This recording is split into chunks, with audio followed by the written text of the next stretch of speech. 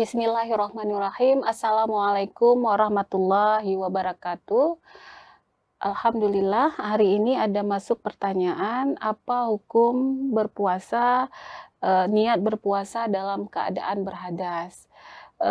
Ketika berhadasnya sebelum, sholat subuh, sebelum masuknya waktu subuh, maka niatnya sah. Jadi dia harus, langsung melakukan, mandi wajib, misalnya junub atau lainnya. Jadi, ketika dia sudah melakukan hal tersebut, maka, puasanya menjadi sah, niatnya juga menjadi sah. Batasan niatnya itu adalah pagi pagi atau setelah subuh.